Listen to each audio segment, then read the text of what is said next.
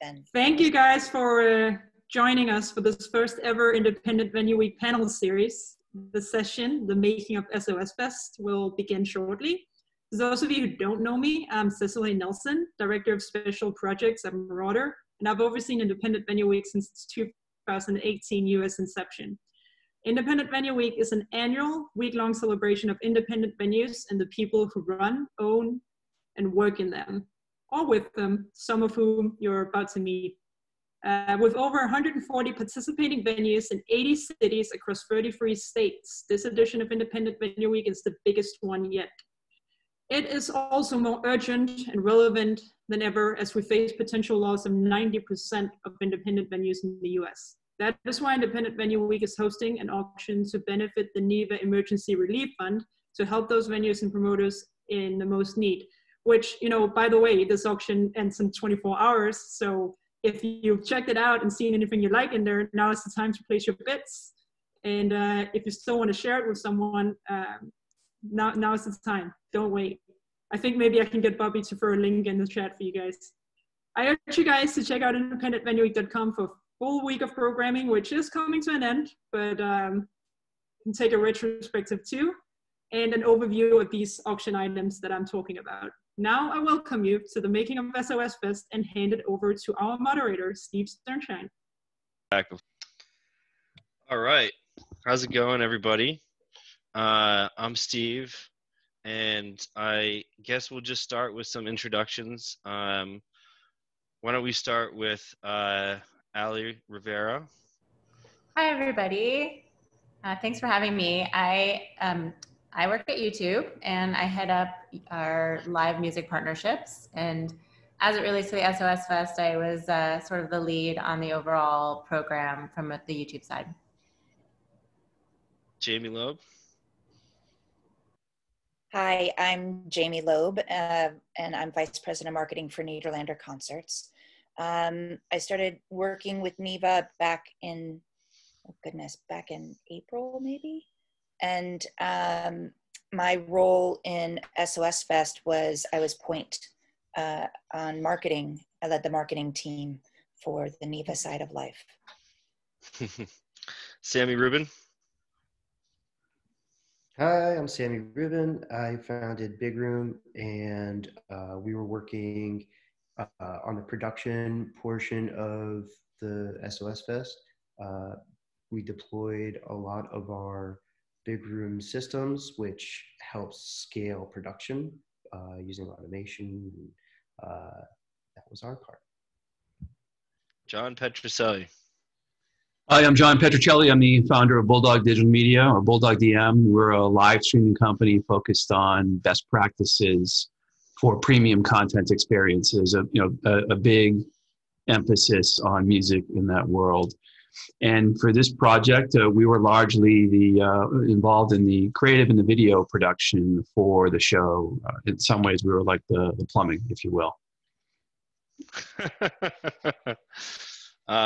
That's a great analogy, John. So now that everybody knows everyone, we're just going to jump into a couple of questions initially, and then if anybody has questions from the attendees or from the audience, whatever you want to call it, feel free to post them at any time, and I'll try to incorporate them into our chat.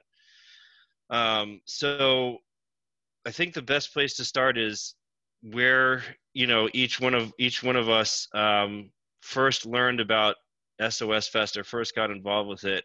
So I'd love to hear from each of you guys where you were, what you were doing when you first found out or started thinking about this idea of having a digital 3-day festival to support Save Our Stages. I think let's start with Sammy. Cool.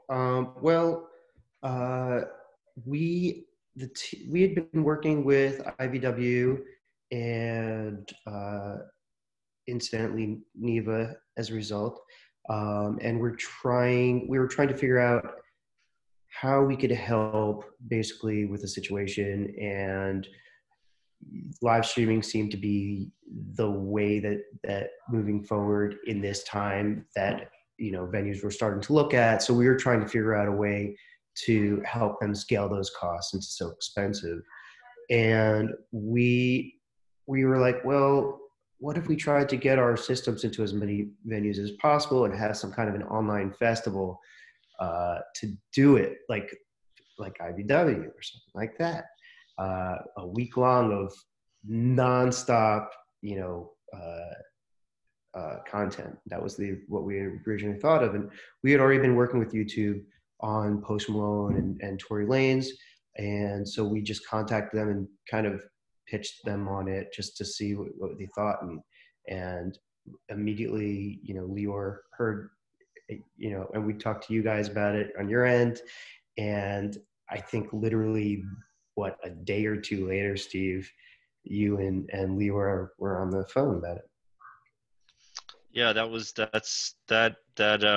a pretty exciting moment for us to find out that we were maybe going to be able to do something like that. I think one of the things that you mentioned, and I kind of want to ask John this question, because I think he'll, you know, he has the dozens of years of experience with live streaming. When you mentioned that, you know, the pandemic created a situation where they're really the only opportunity for a venue or an artist to earn revenue is to produce digital content.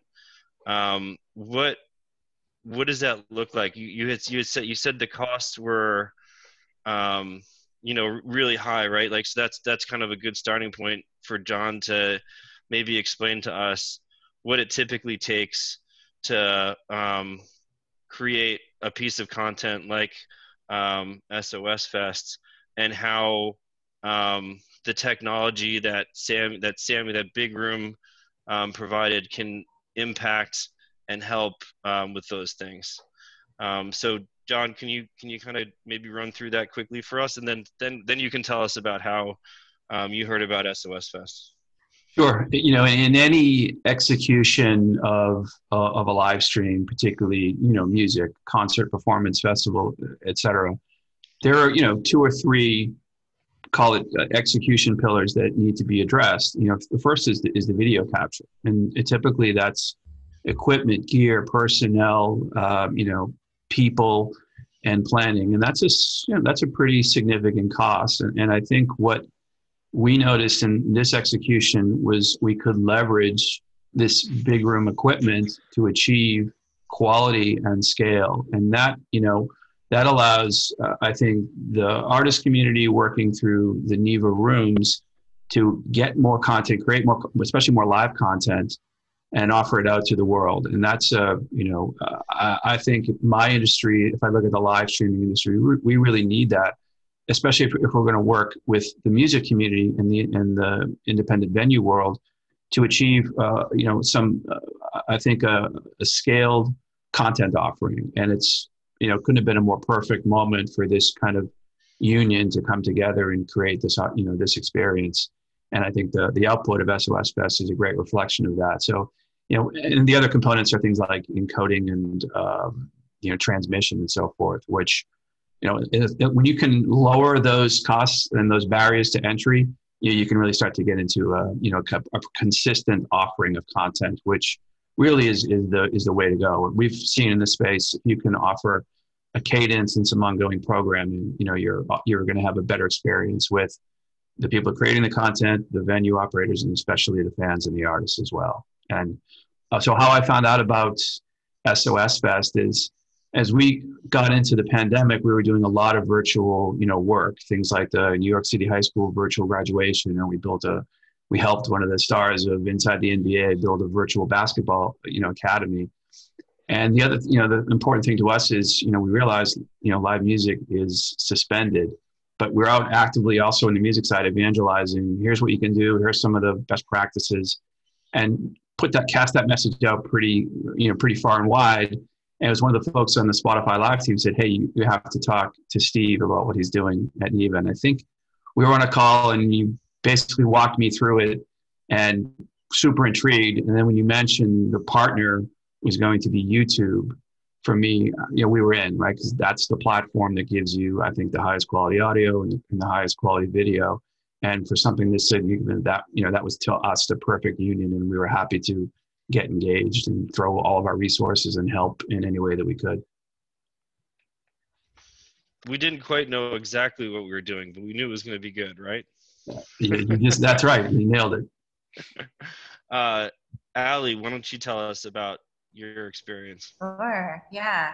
Well, like everybody, it's been a very crazy last 7 months. And I think for me specifically, I was already working in live. I was one of the few people really focused on live music at the time when the pandemic hit. And so our whole world kind of, like everyone else's, did a 180.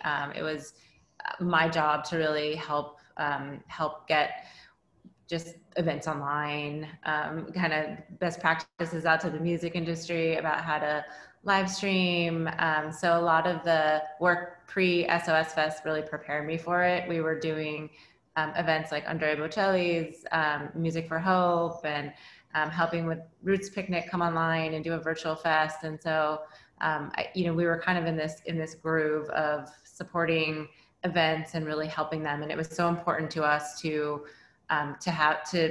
really lean into the industry and give them a place to, to perform for fans, for artists to perform for fans, and artists to, fundraise and make money for COVID. And so, we had been going on a few months into the pandemic when Leo called me and asked me if I wanted to, what I thought about this idea. And my first thought was like, oh, I don't know, it's going to be really hard. I work on Coachella and a lot of these events that are sort of like, after many years, a little bit more plug and play. And I knew going in that, NIVA being a new entity, the YouTube team working on it, also coming together for the first time across many different groups that hadn't traditionally worked together, bringing a sponsor on, like at the very beginning before the program was pulled together. Like I knew all of these pieces would be messy and hard. And so I told him, this is going to be really messy and really hard, but also really awesome if we can pull it off. I was very honest about it, but I knew that we couldn't say no, that we had to do it, and we were just gonna put our heads down and work really hard, and that's what we did. So I'm really proud of it. It was definitely a conversation. I remember exactly where I was when we were talking about it, and I said, let's do it. We got to do this, and here we are. Thank you, Jamie. Tell us about how you heard about the fest and what you're doing. I heard about it from you. For me, say it ain't so. Yeah, well, because being part of NIVA, it was something that SOS Fest was kept under wraps for a long time, but you still kind of hear rumblings here and there, and then Steve came to me and said, "Hey, what do you think about leading marketing for SOS Fest?" And I'm like, "Okay, well, what's involved?" So basically coming up with a marketing plan and executing it. So I'm like, no big deal. I can do that. And I had really strong thoughts about macro versus micro marketing and how NIVA could focus on the micro instead of, and while other people were focused on the macro. And so that was the start of it. And then you just kind of that's how they pull you in, and got completely sucked into the project, and which was so rewarding, but so, oh my God, at the same time. So that was my start. So just before we, get to the next round of questions, I think it'd be helpful, or I just want to go through really quickly, some of the statistics or some interesting numbers about the festival. So we know it was 35 performances at I think 24 spaces around the country, and so we produced I think just over 26 hours of content, and we did that with I think about 3 months. It was the lead time that we had. obviously typically a festival like that would take a year to plan, and dozens of people on a marketing team. And we did it with three people, 4 people. We kept pulling people on as it got more and more rambunctious. And I think that was true for all of us, right? Is, we started out with, kind of like 1 or 2 people. And then just as the work started to, get more and more, we had to bring on all of us had to bring on a huge, teams. And I think at the end of it, when we did the thank yous, we were at like over 300 people working on this directly. And there were, I actually went back and counted how many Zooms or Google Hangouts that we did over the course of the 4 months that we were really like fully engaged. And it's an astounding number. There are over 1,000 meetings. And that's, so like, in other words, like 3 or 4 meetings a day. And that's just me. Every single one of us, probably had everyone had their own 5 meetings every day. So the amount of energy and brain power that went into getting this off the ground was really staggering. So with that in mind, the accomplishment that, everyone on this call and all of the people who aren't here to talk about it, I mean, it was kind of like a miracle. It was like a miracle that we were able to pull it off. And it took moments like the one that you described, Allie, where you're just like, you know what, it's going to be crazy, but we got to do it. It's just having so many people around the country say that same thing all at once. That's how we, that's the magic of it. So with that in mind, maybe the next question I'd like to ask is, what was the biggest challenge that you overcame in your role with the festival? And let's start with Jamie, because it seemed like you were about to get into that. Well, yeah, I mean, I back to what you were saying about the meetings, like it's weird, COVID times, yes, you do a lot more meetings, Google Meets, Zooms, all of that. But I remember specifically that there was one week where we had 26 meetings. That week just about broke me. So, and it's also, I think the most challenging piece of it is exactly what we were talking about, the time, like, and coming into it, you because it hadn't been done before, you're not sure what you're getting into. And so it takes some time to figure out, there was a period of time where I was super stressed out and everybody's like, oh, how can I help? How can I help? And it was so sweet of everybody to want to jump in and help me, but I had to get an understanding of what was being asked, what the different roles were, what the different positions were that needed to be filled, so that I could pull people in to help. And that's why, as Steve, as you were saying, along the way, you just pull people in because you get a better idea, like, oh, there's a hole, I need to fill that. Oh, here's another hole, I need to fill that. Oh, you've got that skill set, come here. So, and things also evolved along the way. Like, I don't know, if everybody's seen the amazing posters that were done for each individual performance in each individual venue, but that was a very late thought. And, when we were going, can we do it? Can't we do it? And it goes back to what you were saying as well about, okay, screw it, let's do it. So pulled in a person that had raised their hand saying, I want to help, said, you are going to be great for this. And he took the ball and completely ran with it and just knocked it out of the park. And it's stuff like that where, you've got these late things coming in, these really great ideas that you want to be able to execute on, but it's like, oh my God, this is going live in a week. What are you talking about that you want to do this right now?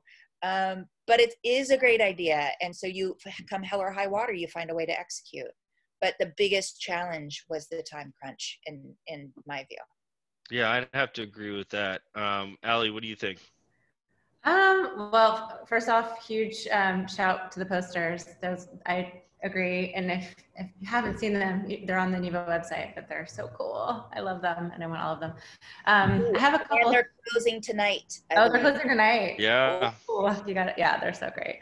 A couple things. I mean, number one, the most challenging, the most stressful one that kept me up at night for a long time was the artist bookings, because I've worked on a lot of music festivals, but I'm pretty far removed from the booking, except for like a few phone calls here and there if needed. But this one was like very collaborative, and we worked hand in hand with the NIVA team on every single artist pitch call.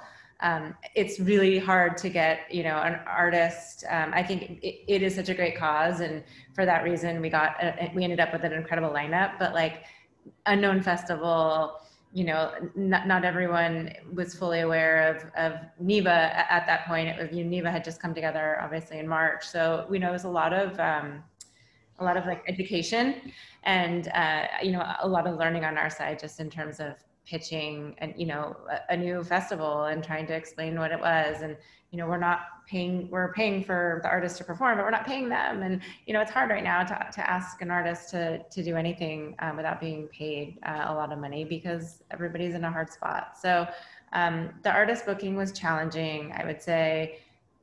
But we, once we started to get the initial first few, when it was rolling, it started to really feel a lot better. And I think that's what at the end made it so exciting when we finally got our lineup, is how much work we put into all these calls, and there was so much heart involved in all of it. But I'll say one more thing and then I'll stop talking. Just in terms of the one of the other challenges, I think it's like back to just everybody not knowing each other. I think, in normal circumstances, we would have found a way to probably come together in person for some sort of kickoff and like develop relationships, like more human relationships. And so like having to develop, relationships and work so intimately, like Stephen and Jamie said, like on 20 calls a week with people that you didn't know 2 weeks ago, is a lot. And it goes to show how collaborative we all were. But it's hard to build, trust and relationships and all of that on something so big in such a short amount of time. And I think it's important to just like recognize that, that was a barrier, but we got through it. So. Absolutely. I think one of the things you mentioned, one of the more exciting, or I think brilliant components to how this was set up, from your team, Allie, I know that when we sat down to think about how to present this moment, right? You leveraging as much of YouTube's platform, the technology that Sammy developed, and the experience that John brings to the table. One of the things that I thought was, and one of the takeaways, and I'm kind of skipping ahead here and I apologize, but the idea that we could underwrite the production of this content, really, like at the end of the day, for the benefit of the artists that were performing, right? Because what we're able to do is,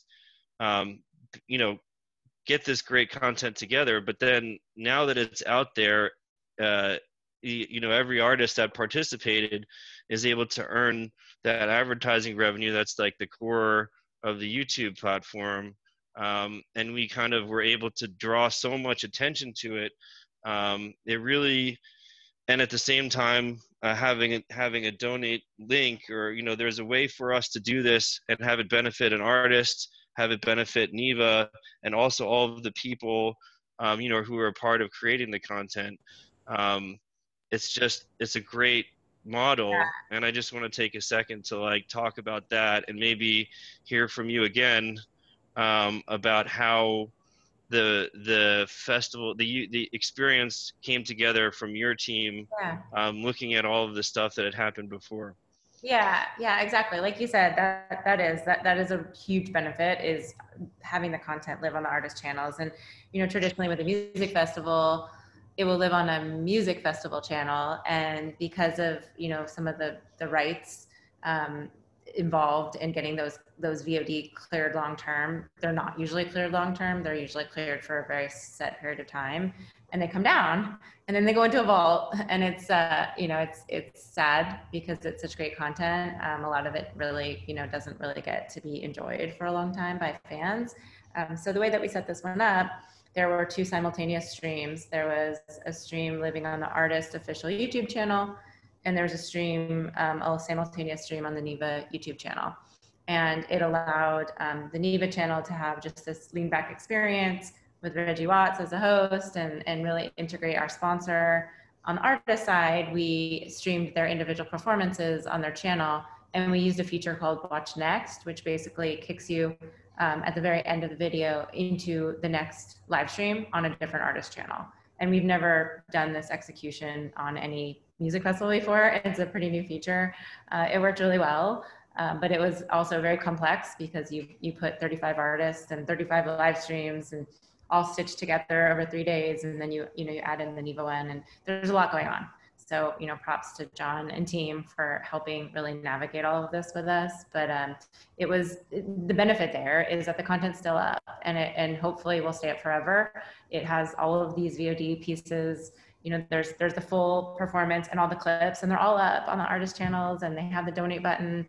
They can monetize. So it's a really it's a cool way to give the artists beautiful content that they can keep long term on their channel. But Allie, just so that everybody understands exactly what the feature does. Normally, if you go to an artist channel, you would then what you watch next would live within that artist channel. So you'd see the next video up from that artist. What Watch Next did is it kicked you to the next artist in the festival. So it was the first time. That's my understanding, correct? Yeah, exactly. So Watch Next can be, it's algorithmic. So it could be an artist, it could be a video in the artist channel, or it could be something that I know YouTube believes you want to see next. So we kind of did an override for the festival that basically just automatically navigated so that you could turn on one stream and not have to be fumbling and looking for the next one. So, yeah. And it kind of mirrored the I guess a way to think about that is when you're at a festival and you walk from stage to stage, more and more people are kind of joining this procession of of content, and I think the benefit that people, again, like the festival experience, you find bands that you would never have heard except for the fact that you're in a field with them and they just show up. So this was a way to kind of recreate that for people digitally. So instead of, like you said, seeing that next, hip hop song or country song like you would expect, you go from a hip hop song to a country song and maybe discover a new artist that you love, or a new song that you can't get out of your head. So I thought that was one of the most, that was one of the coolest things that we were able to do, was show how you could have that experience without being in the fields. And, as I get older, I enjoy the idea of sitting in a chair and having that experience and not having to trample through the mud, et cetera, et cetera. John, why don't we hear from you about a challenge, or what you felt was the biggest challenge that we overcame in producing the festival? Just the general nature in general. When you go to do a traditional festival, you're going to be at Festival X for 3 days, and just once you get there and get the gear and the transmission equipment set up, you're pretty much rolling. But to do this across 35 artists and 24 venues all over the country is I don't think that's ever even been contemplated, let alone done before. So to kind of map that out and figure it out, definitely a big kind of a daunting task.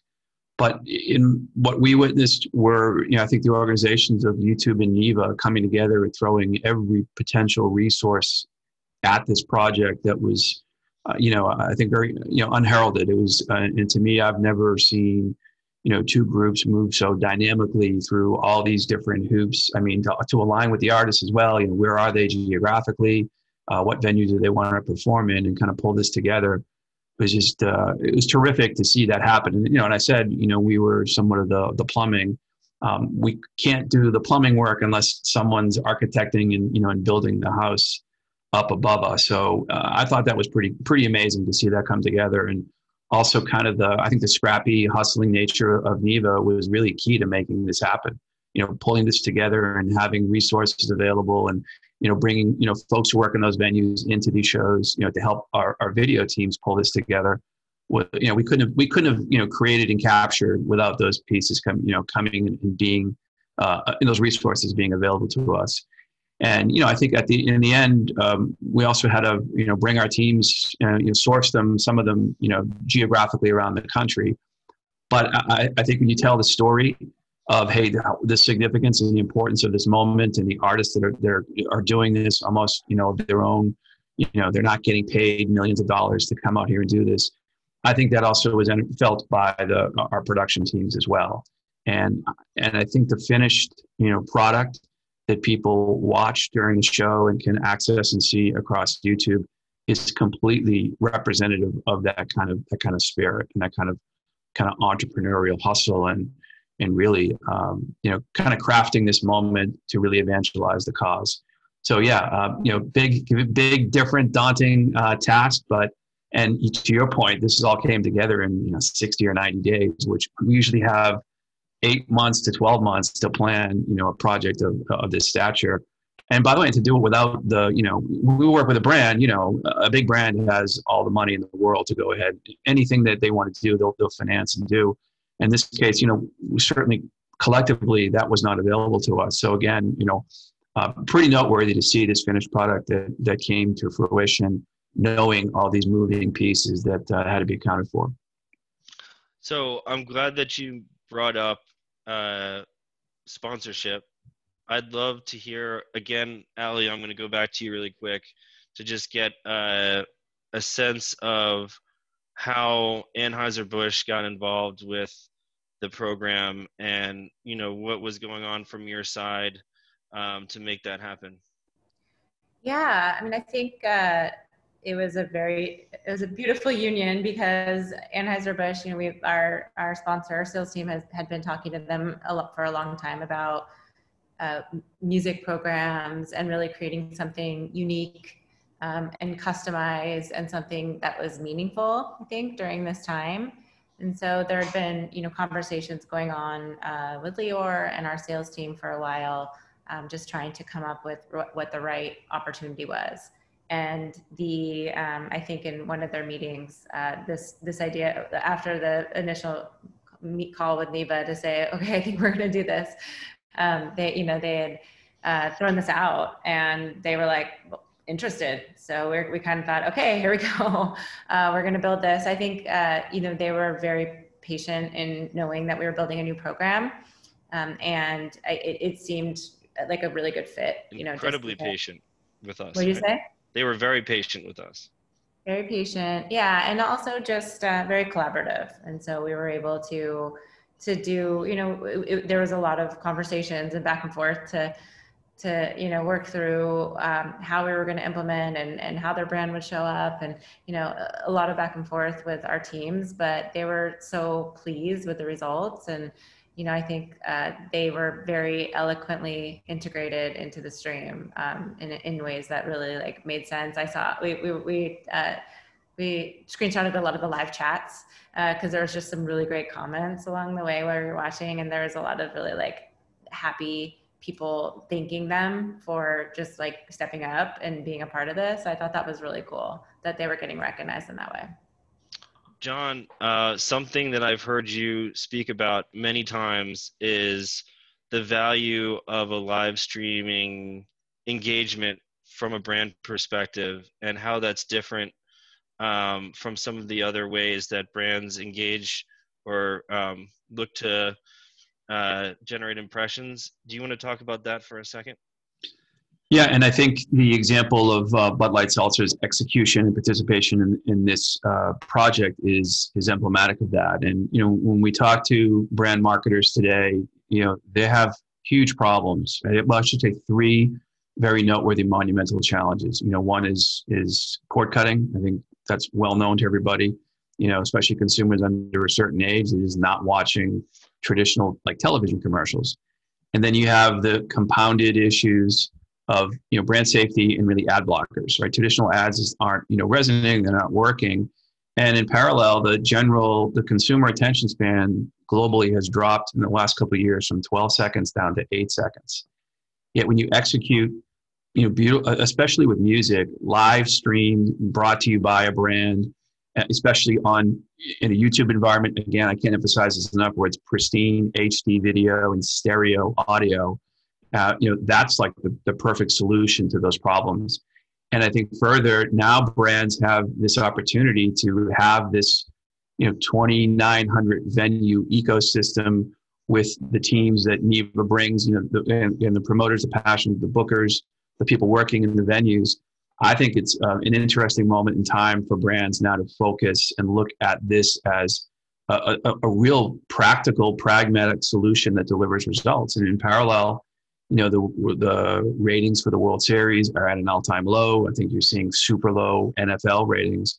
And that tells to us, people want this type of content, right? It speaks to everybody. I think, the 91% of consumers under the age of 45 or something list music as their passion. And, I think here's an opportunity too for artists who are live streaming. A lot of them are doing it from like their living room or their bedroom. And here's an opportunity where they can go into these iconic venues and source and find brand partners to bring these experiences to life, and also serve a greater good here, right? So part of the brand participation can also help the emergency relief fund in some way. So and we've never had again, this is this is not a great thing that's happening, right? But it's also a huge opportunity, and I think here's where Madison Ave and all kinds of brands can execute and bring, and do this much like the way that Bud Light Seltzer did, again, very successfully.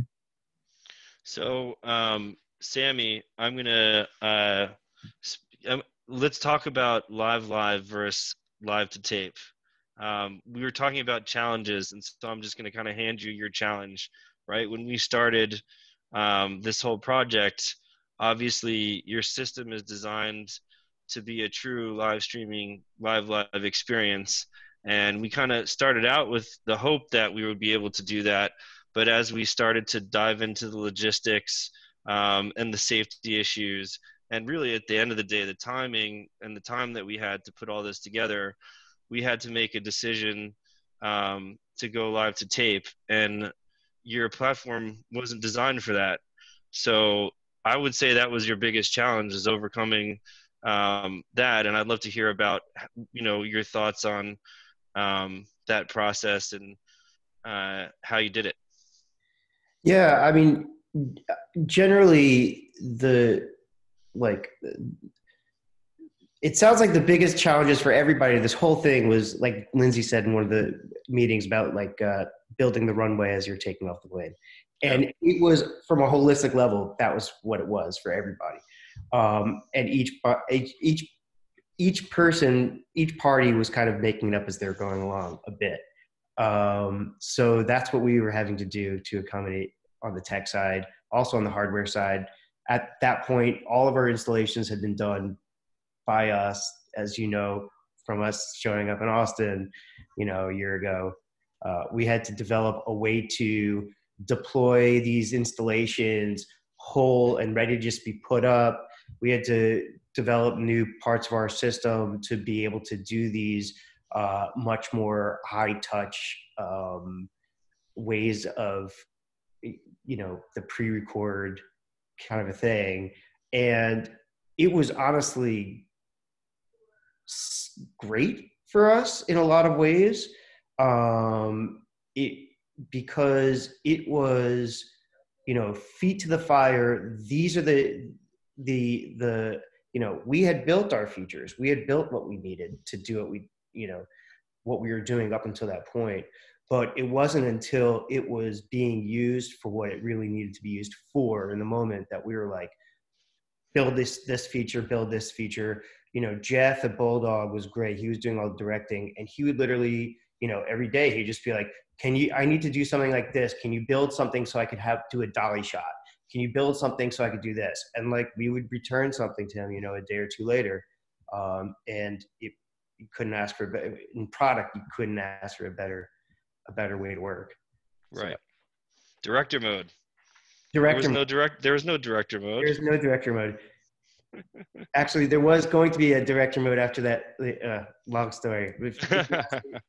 After the Post Malone show, what the worst thing was, that's how director mode came about. So I saw in the chat a question about covers, and I just want to address that really quickly because it's an interesting question. From the NIVA perspective, from a promoter and a venue perspective, one of the challenges that we have in becoming content creators in a digital space is when we book an artist to perform at a show, the typical approach is doesn't include any kind of contact with a label or a publisher or any kind of clearances, because we have a system that's set up to to make that a mechanical process.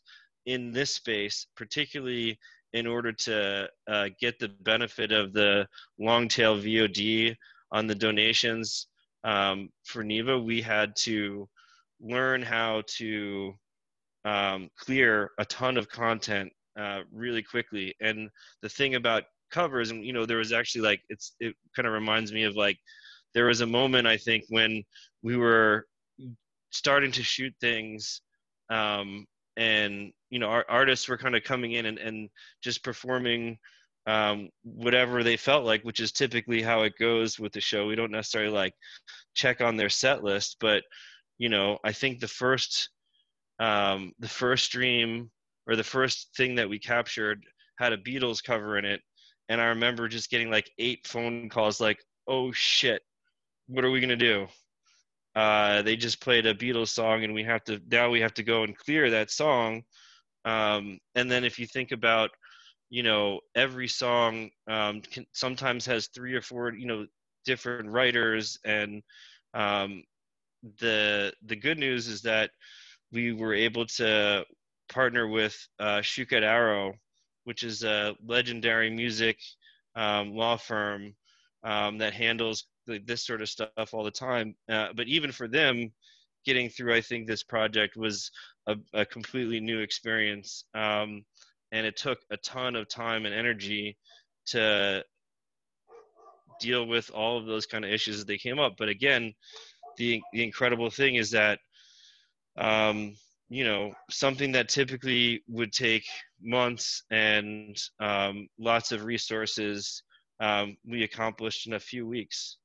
And again, everybody was willing to help, instead of, kind of what is this? So that was one of the miracles of this thing, was the ability to have songs by the Beatles and, the Cranberries, and not have that be, and not have it, kind of tank the whole thing, because that's, what's this?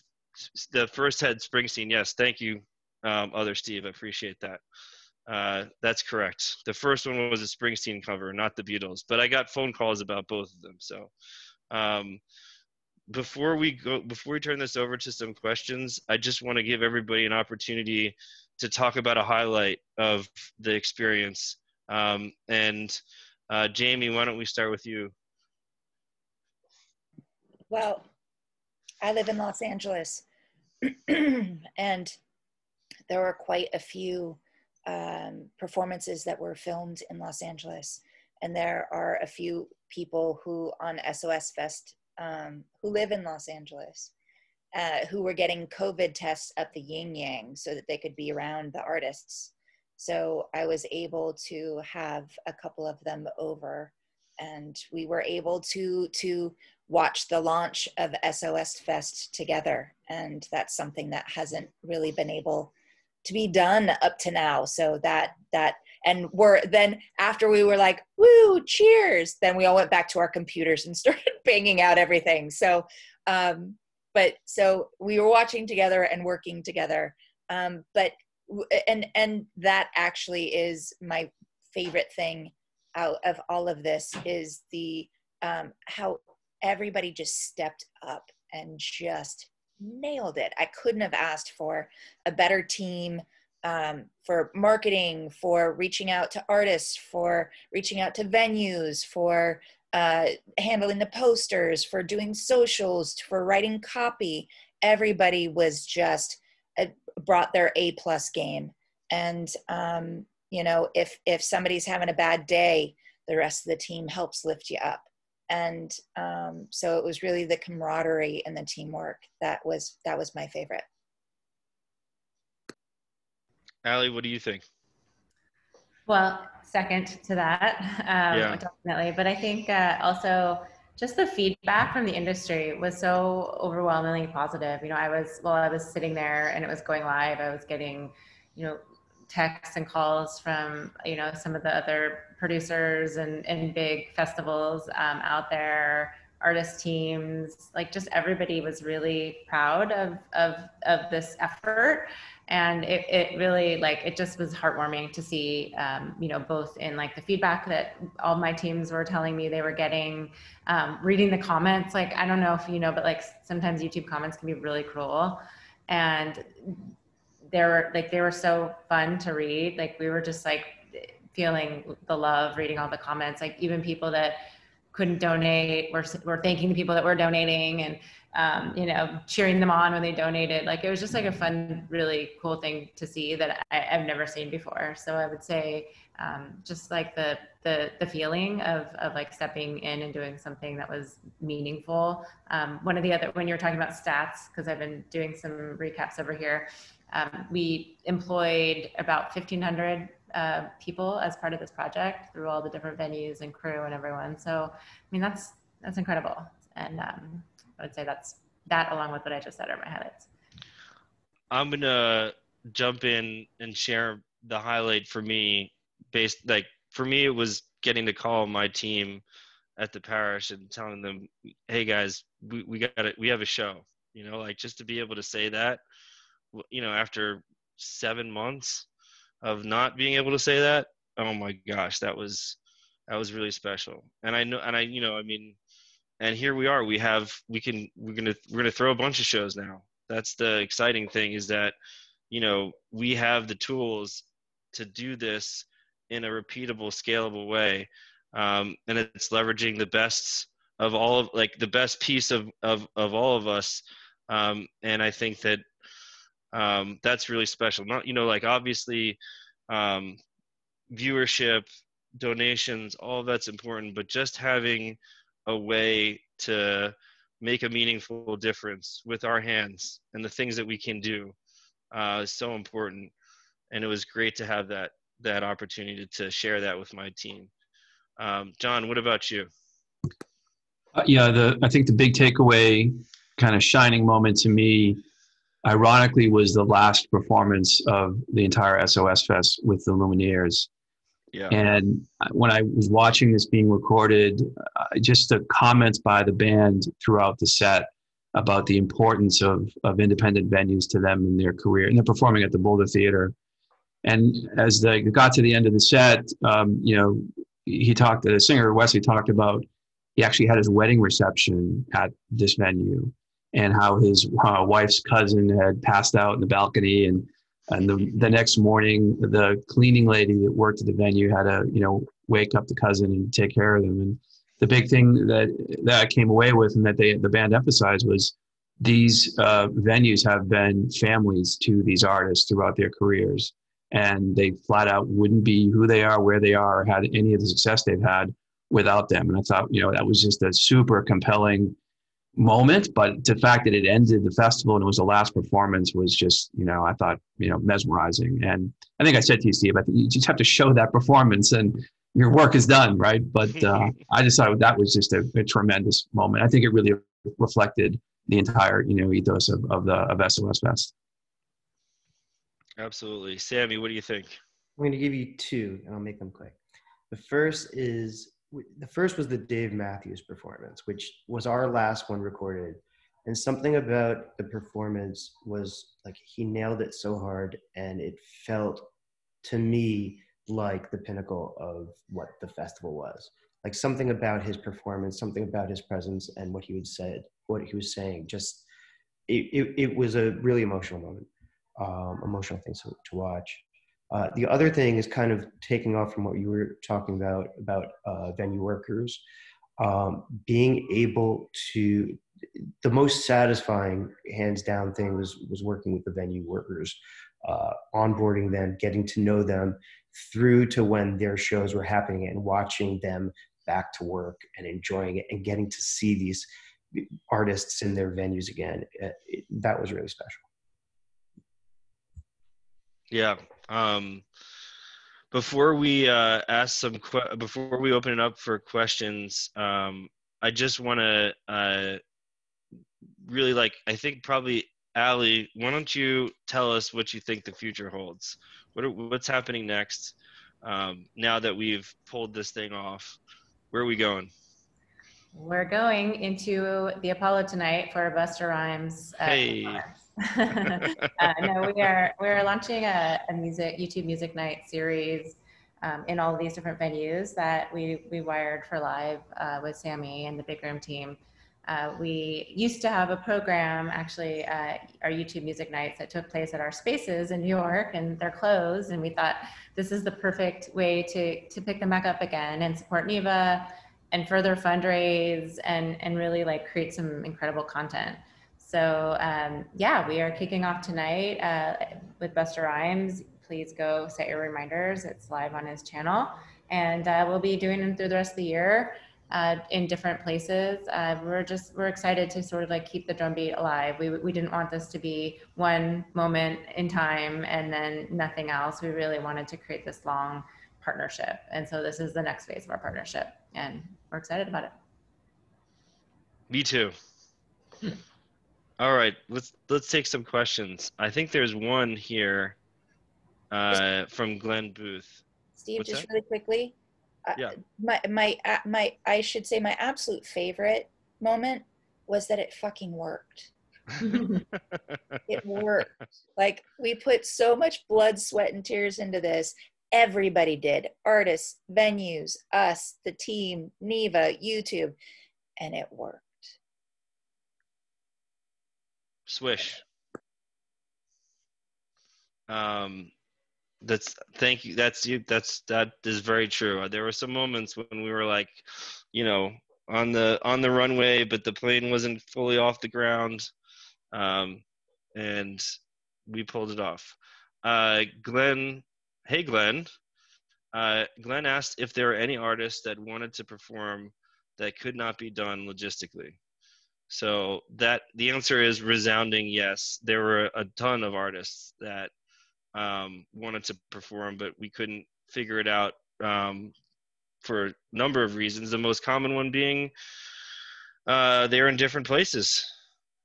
Allie, do you want to? Yeah. No, I mean, I would say probably 50% of the artists that we talked to were so supportive of the cause and wanted to help in some way. But yeah, either the band members were spread out, they hadn't recorded or played live, and most of them, in so long that they're a lot of people are not comfortable. Obviously COVID, so we had very strict safety measures as part of this whole program, and did a lot of trainings and had on-site testing and worked really closely with Google Health and Safety. But that said, there's a lot of people that still just didn't feel comfortable going into a venue, and obviously completely respect that. So yeah, there was a lot of back and forth, and for the artists that didn't perform, they were able to record calls to action, help support over socials. Maybe they gave stuff as part of this auction. So I feel like everybody still participated in some capacity. And some of those artists might pop up on a YouTube screen in the near future. Definitely. Any other questions? I think that's the only one that went into Q&A. Some folks are asking questions in the chat. It would be great if you could pull those over to Q&A so that we can. I see. Okay, Michael Frondelli. how did you deal with COVID protocols and liability issues at venues? So